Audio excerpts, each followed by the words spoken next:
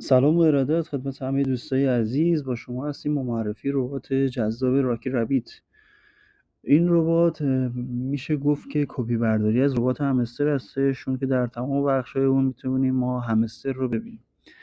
بالا سمت چپ اسپانسر رو داریم که خب باز هم مثل ربات همستر اصلا مهم نیست شما این رو چه انتخاب میکنید، هر کدوم بزنید هیچ مشکلی نداره. قسمت بعدی پروفیت شما هستش که به اینجا با آپگرید کردن کارت ها که بعداً بهتون خواهم گفت کجاست، اینجا افزایش پیدا میکنه. اینجا هم که میزان سکتون رو نشون میده و اینجا شما میتونید که در این قسمت مخزن شما رو نشون میده که خب میتونید با تپ کردن مخزن شما کم میشه و سکه های شما بیشتر میشه. در این قسمت تسک ها رو انجام میدید و خب سکه هاشو میگیرید. قسمت اول تسک روزانه هستش که خب شما میتونید هر روز بیاید و مقداری سکه رو اینجا دریافت کنید.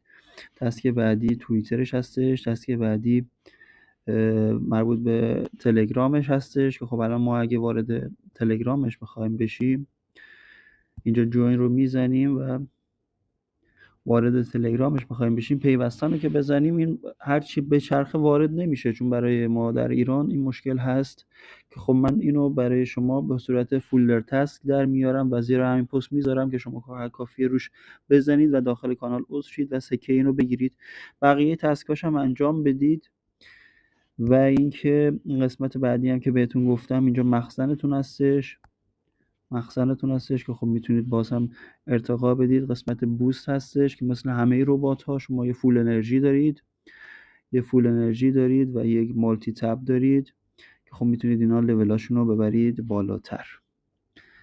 قسمت بعدی که بخوام براتون توضیح بدم قسمت ماین هستش. این قسمت همون قسمت کارت هایی هستش که بهتون گفتم که میتونید باش پروفیتتون رو بالا ببرید. اینجا مربوط به کارت ها هستش که مثل همستر باید کارت ها رو خریداری کنید و پروفیتتون رو ببرید بالا.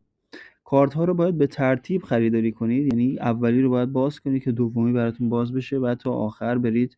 این قسمت مربوط به فایتر شما هستش، اینجا مبارزتون هستش. این قسمت بعدی مربوط به بحثای مربیگری هستش و این قسمت هم مربوط به تورنمنت ها هستش که خب شما اگه بخواین باز کنید این قسمتی که میبینید اینا پیش نیازات هستش که این یکی تیک خورده ولی این یکی هنوز میگه که باید انجام بدید. شما روش که بزنید میگه باید بیایی به ترتیب از قسمت کوچ یعنی یا مربی به ترتیب اینو باز کنی برای من که خب این هم باز هم دو تا پیش نیاز داره که خب گفته پیش نیازاشو انجام بده. اولیشو که بزنیم گفته باید بری از اول شروع کنی تمام اینها رو باز کنی تا من برات باز شم و لول تو رو ببرم بالاتر که خب به پروفیت شما کمک میکنه و پروفیتتون رو میبره بالاتر. قسمت بتل داریم که خب مبارزه هستش و اینم کامینگ سون هستش که خب به زودی خواهد آمد، فعلا باز نیستش، بخش جذابی به نظر میاد. قسمت فرند هستش که شما باید لینکتون رو برای دوستاتون بفرستید و چون خب هنوز ربات همه‌گیر نشده مثل همستر نیستش که شما برای هر کی که بفرستید بگه من اینو قبلا عضو شدم.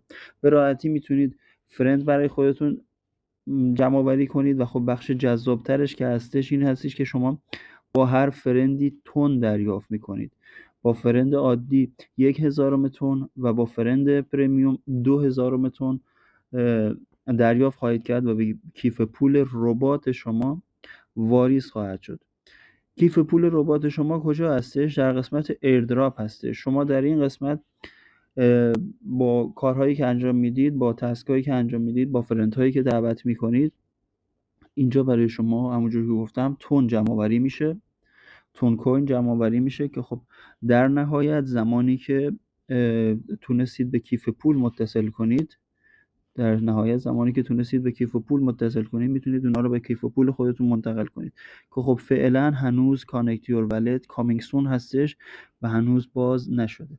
ربات رو کاراش انجام بدید، بسیار ربات جذابی هستش. موفق باشید.